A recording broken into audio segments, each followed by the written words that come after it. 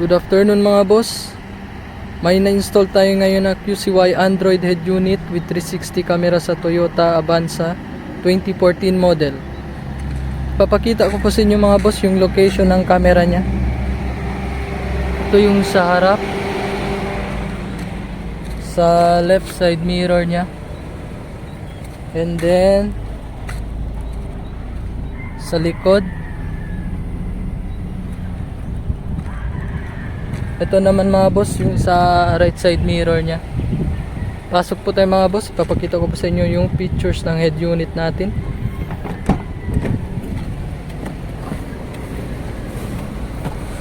Punta po tayo mga boss sa 3D view nya. Ito po yung 3D view nya, napakalinaw, klarong-klaro mga boss.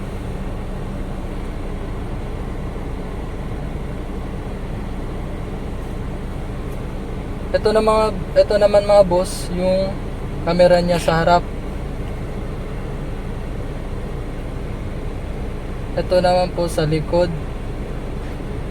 And then sa left side mirror niya.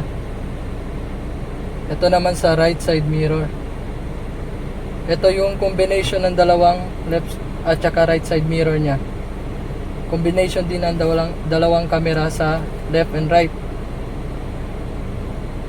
Pag mag-signal light po kayo sa left, automatic po siya mag-read. Mag-signal light din po kayo sa right, automatic din po siya mag-read. Pag mag-reverse po kayo mga boss, automatic din maglabas yung camera niya sa likod. Punta po tayo mga boss sa apps. Ito yung mga apps niya mga boss. May music, radio, Chrome,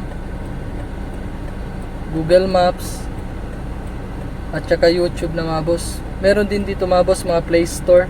Pwede po kayo mag-download ng kahit anong apps. Pwede po kayo mag-download kahit anong apps sa Play Store. At saka mga boss, meron din siyang dalawang USB slot at slim slot. Kung may USB cord kayo mga boss, pwede nyo dito i-plug yung USB at i-play dito yung song nya. Kung may SIM card din kayo mga boss, pwede nyo lagyan ng SIM card.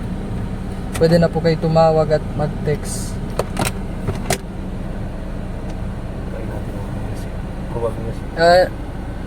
Try natin mga boss yung music nya.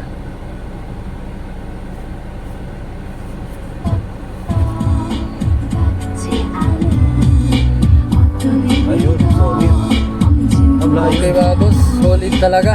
Kasi may napakaganda yung tunog niya mga boss kasi may equalizer na siya.